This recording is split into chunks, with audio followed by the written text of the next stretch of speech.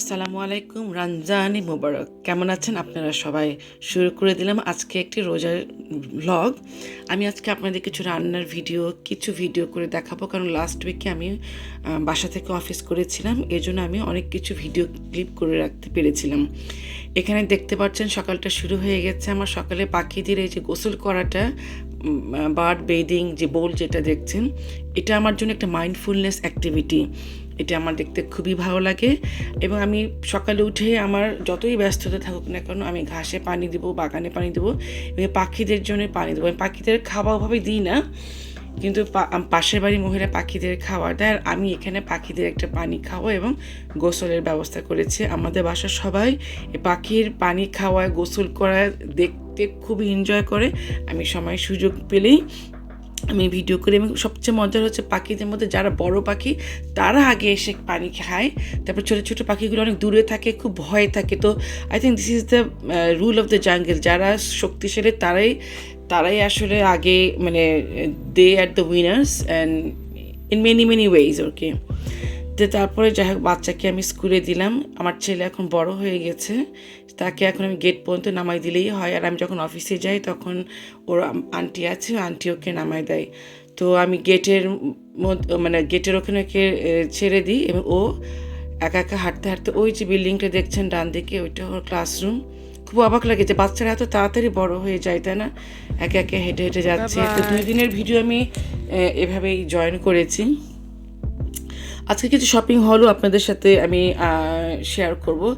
বাচ্চাদের অনেক স্ন্যাক্স লাগে, স্কুল হলিডে আসতেছে। রিজেক্টে এখন হালাল স্ন্যাক্সও পাওয়া যায় এবং এক্ষেত্রে খুবই অ্যাফোর্ডেবল। অনেকেই হয়তো জানেন না, যেহেতু আমি মেইনলি বাজার করি আমাদের বাসায়, আমার হাজব্যান্ড সাধারণত পোলট্রি ওগুলো বাজারগুলো করে, কিন্তু এই জিনিসগুলো সব আমাকেই করতে হয়। তো অনেক সময় সপ্তাহে 2-3 দিনও যেতে হয়, গ্রোসারি বলে কথা। এবং আমার বাচ্চাদের খেলনা এগুলো কিনতে খুবই ভালো লাগে। দেখেন, বাথের একটা ফোম কিনলাম, বিভিন্ন রকমের ক্লিনিং জিনিসগুলো রিজেক্টে অনেক অ্যাফোর্ডেবল বা চিপ। তো আমার এই যে ইস্টার জিনিসগুলো কিনতে খুবই ভালো লাগে। আমি প্রতিবারই ইয়াসিনকে ইস্টার এগের বানি ব্যাগ এগুলো কিনে দিই। এটা আমরা এখন ইস্টার সেলিব্রেট করি না, কিন্তু the toys, the chocolates, we can have it and we can enjoy it. And yeah, I think that's what makes it very special. এবার একটা টিনের বানি কিনে দিয়েছি, ভাবলাম পরে একটা পেন্সিল কেস হিসেবে কাজে লাগবে। তো ও ওই চকলেটগুলো খায়, শেয়ার করে, স্কুলে নিয়ে যায়। ও এটা নিয়ে খুব ব্যস্ত থাকে। ছোটো ছোটো চিক্সগুলো দেখছেন।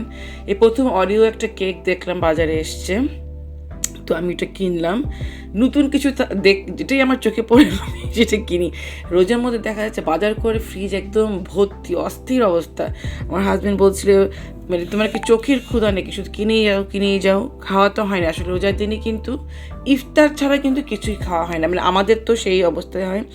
কাটিং বোর্ড থাকা সত্ত্বেও ছোটো কাটিং বোর্ড কিনলাম, আমার মনে হয় এটা লাগবে ওটা লাগবে, কিন্তু আমি কিন্তু ওরকম শপোহলিক না। আমি হচ্ছে যেটা দরকার সাধারণত সেটাই কিনি, কিন্তু বাচ্চাদের খাবারটা আমি সাধারণত ঠিকঠাক রাখার চেষ্টা করি। একটা বোরখা কিনেছি এবার নাজিবা থেকে, তা ওটা আপনারা হয়তো রিলসে দেখেছেন। আমি চেষ্টা করছি, আমি মানে হিজাব পরার বা বোরখা হয়তো না পরলেও, বোরখা হয়তো নামাজের সময় আমি পড়ি। তো এরকম কিছু টিস্যু বক্স আমি বাসার জন্য কিনেছি এবং আমি নিয়মিত ইয়াসিনের স্কুলে এগুলো ডোনেট করি, টিস্যু পেপার। কারণ উইন্টার টাইম আসলে দেখা যাচ্ছে যে টিস্যু পেপার, ওরা বলে যে we are in shortage of tissue paper, তো আমি অলওয়েজ টিস্যু পেপার দিই।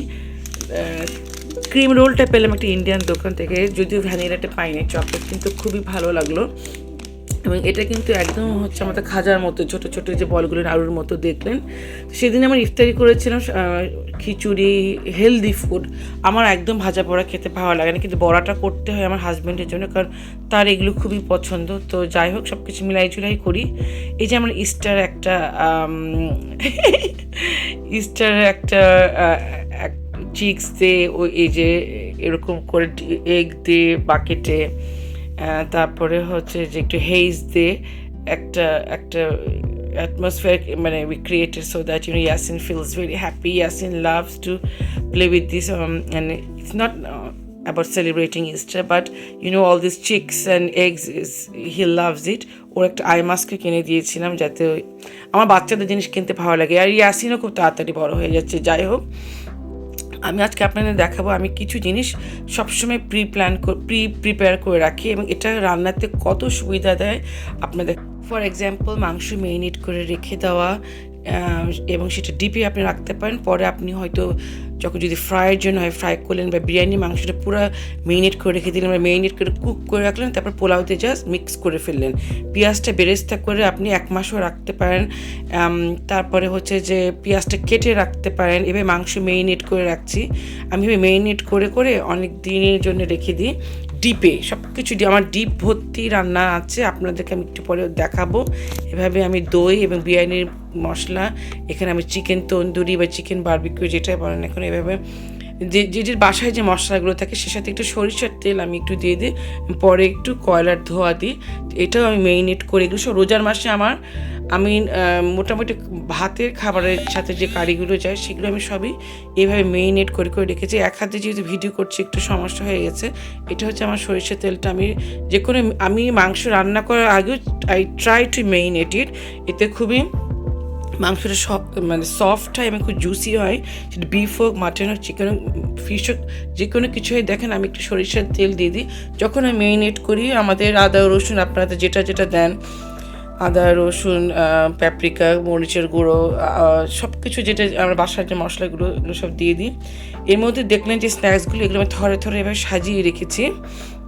মেরিনেট করছি, ভ্যাকিউম করছি, ঘর পরিষ্কার করছি, বা সবই করছি আদা রসুন দিয়ে। একটার পর একটা মেরিনেশন আমি করে রাখছি। চিকেন ফ্রাইয়ের জন্য চিকেন তন্দুরি, এরকম বিভিন্ন রকম যে প্যাকেট মশলাগুলো শান বা রাঁধুনির পাওয়া যায়, এগুলো দিয়ে টক দই দিয়ে আমি জাস্ট বিভিন্ন বাটিতে মেরিনেট করে রাখবো, যাতে ইফতারের আগে আমি ওই দিন সকালে বের করলাম, করে আমি ওভেনে দিয়ে দিলাম বা ফ্রাই করলাম। বা আমি যদি খাসির মাংসটা যদি প্রসেস করা হয়ে থাকে তাহলে পোলাও করে সেটা জাস্ট আমি মিক্স করে দিলেই হলো। তো এখানে আমি এভাবে চিকেনগুলো মেরিনেট করে রাখলাম। আমি কিছু চিকেন বারবিকিউ করেছিলাম ওই দিন ওভেনে, কিছু আমি আবার যখন আমার সুযোগ হবে আমি তখন করব। আমার রোজার মাসে সব কিছু রেডি আছে, শুধু বড়া ভাজা, বা এবার আমার বেগুনি খাবো না ঠিক করেছি, কারণ বেগুনিটা খুবই অয়েলি, এবং এগুলো ভাজাভুজি যতটা অ্যাভয়েড করা যায় আমি চেষ্টা করি। ভাতটা যদি খেয়ে নেওয়া তাহলে ভালো, বা চিরা দই, ফ্রুটস খাওয়া বা জুস খাওয়া, এগুলো আমার কাছে মনে হয় we need to do those more. আমি মেরিনেট করার সময় সবসময় হাতে গ্লাভস পরে নিই, কারণ হাতটা চোখে লাগলে জলে। তা আপনারা দেখেন যে কি সুন্দর সাউন্ডটা আমার, এই সাউন্ডগুলো দইয়ের সাথে মাংস যখন হয় মিক্স করি, আই লাভ দ্য সাউন্ড।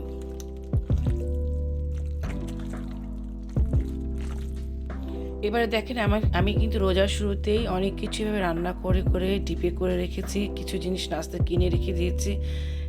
এতে অনেক টাইম সেভ হয়। যদিও রোজার মাসে আমাদের রান্নাঘরে 2 ঘন্টা আগে হয়তো যেতে হয়, তা এখানে অ্যাটলিস্ট আপনি you won't be that panicky. সেদিন বাসায় একটু ফালুদা বানালাম, তো এরকম ফালুদা 1.5 কিলো দুধের সাথে প্যাকেটটা মিক্সচার করে আরও আধা ঘন্টা রাখতে হয়। এখানে জেলিটাও আমি একটু গরম পানিতে মিক্সটা বানিয়ে ফেললাম। তারপরে হচ্ছে যে আমি একসাথে ফালুদা বানাচ্ছিলাম এবং আমি সন্দেশও বানাচ্ছিলাম। হয়তো একই ভিডিওতে সব কিছু দেখানো সম্ভব হবে না, কিন্তু আপনাদেরকে হয়তো দ্বিতীয় পর্বে আমি সন্দেশ বা অন্যান্য যে আমি খাবারগুলো তৈরি করে রেখেছিলাম সেগুলো আমি আপনাদেরকে অবশ্যই দেখাবো। এখানে গরম পানির মধ্যে আমি জেলির সলিউশনটা, যেটা পাউডার, যেটা সেটা দিয়ে দিলাম। আসলে এই প্রথম আমি এভাবে ভিডিও করছি রান্নার সময়। তো ভালো করে এটাকে আগে মিক্স করতে হবে। মিক্স করে যখন দানাগুলো একদম ব্লেন্ড হয়ে যাবে তখনই আমি ফ্রিজে দিই, মানে ঠান্ডা হওয়ার পরে ফ্রিজে দিই। এর মধ্যে আমি ছানা তৈরি করে ফেলছি। আমি দুধের মধ্যে আগে লেবু দিতাম বা ভিনেগার দিতাম, এখন আমি অ্যাপেল সাইডার ভিনেগার দিই, কারণ এতে কেন জানি খুব সুন্দর স্মেল হয়। বেশি সেদিন ছানা করেই নেয়। তো দুধটা বলক ওঠার পরে যখন ফুটে উঠে, তারপরে আমি আসলে সব কিছু নিজের মতো করে একটা আন্দাজ করে ফেলেছি। হয়তো আপনি half cup apple cider vinegar দিলেই হবে 1 লিটার দুধে। এভাবে একটা হিসাব করে আপনি দিতে পারেন। এবং পাশে আপনি প্রেশার কুকারে আমি 1.5 লিটার দুধে আমি ফালুদা তৈরি করছি। তা আসলে সেদিন দুধটা পড়ে গিয়েছিল, কারণ আমি মানে সবসময় দুধ চাল দেওয়ার সময় মানে মনিটর করতে হয়।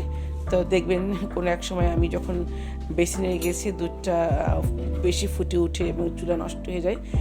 এখন আমি এভাবে মেজার করে রাইসের যেটা মাপার যেটা কাপটা, সেখানে আমি 2 কাপ পানি, 2.5 কাপ পানি দিয়েছিলাম হচ্ছে আমার জেলি বানানোর জন্য। জেলিটা খুব তাড়াতাড়ি হয়ে যায়। তো দেখলেন যে আমি তখন তো জেলি বানাচ্ছিলাম, হিসাব করে করে একটু একটু করে পানি দিচ্ছিলাম। এখানে মেজারমেন্টে দেখে অ্যাকুরেটলি না বানালে জেলিটা আসলে ঠিক সেট মতো বসে না। তো দ্যাটস ভেরি ইম্পর্টেন্ট। এবং যেহেতু বললাম প্রথম দিন রান্নার মাঝে ভিডিও করছি, একটু আমি I am not that use to, সাধারণত আমি এভাবে রেসিপি দেখাই না। কিন্তু এখন যেহেতু রোজার সময় বাসায় আছে দেখাচ্ছি। আমি বাজারে যে আপেল সাইডার পাওয়া যায় সেটাই আমি ইউজ করি। আমি 2বার দিই, একবার যখন পুরো ছানাটা ফেটে যায় মানে একবার দেওয়ার পরে অ্যাপেল সাইডার ভিনেগার এবং সেকেন্ড টাইম আমি আবারও দিই, যাতে সম্পূর্ণরূপে ছানাটা একদম তৈরি, মানে দুধটা ফেটে ছানাটা বের হয়ে আসে। So we need to get that card so এই ছানা থেকে কিন্তু আপনি চিজও বানাতে পারেন। আমি কোনো এক সময় আপনাদেরকে যেটা কটেজ চিজ, যেটা বা দেশীয় যে সল্টি চিজ, যেটা আমি ছোটোবেলায় খেতাম, স্পেশালি নিউ মার্কেটে ঢাকাতে গেলে আমার নিয়ে আসতে হবে, এবং সেই চিজটা আপনি ঘরে বসে বানাতে পারবেন। আমি আপনাদেরকে একদিন অবশ্যই দেখাবো। আস্তে আস্তে আমি যে রান্নাগুলো পারি সেগুলো আমি দেখাবো। এই যে অ্যাপেল সাইডার ভিনেগার, এটা আমি কোলস বা উলওয়ার্ড থেকে কিনেছিলাম। আপনারা যে কোনো অ্যাপেল সাইডার ভিনেগারে ইউজ করতে পারবেন। দেখেন আমি কিন্তু কোনো মেজারমেন্ট হিসাব করে দিচ্ছি না, নিজের মতো একটা আন্দাজে দিচ্ছি। আমার যেহেতু এই ছানাটা আমি আজ অনেক বছর ধরে করছি, এবং আমার বান্ধবীর চুমকির রেসিপিটা আসলে আমি এটা করি, এবং ও আমাকে এটা অনেক আগে, if I am not mistaken 2010-এ শিখিয়েছিল বা বলেছিল if I am not mistaken. ওখান থেকে আমি পিক আপ করে আমি নিজের মতো করে কিছুটা করে আমি আবারও দিলাম। আমি মানে 3 টাইমস অ্যাপেল সাইডার ভিনেগারটা দিয়েছি, যাতে সম্পূর্ণভাবে দুধটা কেটে মানে দুধটা স্যাচুরেট হয়ে যায় এবং পানিটা বের হয়ে আসে। এবং আমি যেটা করি, আমি মানে কাপড় দিয়ে ওইভাবে সারা রাত ঝুলায় রাখি না ছানাটা থেকে পানি বের হওয়ার জন্য। আমি সরাসরি একটি পাত্রে দিয়ে দিই, এবং দেখেন এর মধ্যে আমার দুধটা উঠলে চুলা নষ্ট হয়ে যাবে এটা এবং আমার চুলা নষ্ট হয়ে গেছে। Within second it has happened.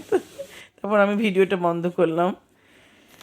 এটা হচ্ছে সেই আমার জেলির প্রসেস চলছেই, আমি করছি।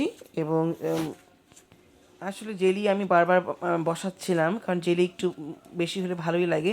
তো এই জেলিটা কীভাবে ক্রাশ করে নেবেন, তাহলে দানা দানা থাকে না এবং সুন্দর ব্লেন্ড হয়ে যায়, নাহলে কেমন জানি একটু আমার বাবলস থাকে। এই জন্য এভাবে ভেঙে ফেলি। আসলে ভিডিওটা খুব বড় হয়ে যাচ্ছে। আমি এরপরে ভিডিওতে আরও বাকি রান্নাগুলো আমি রেসিপি আপনাদেরকে দেখাবো।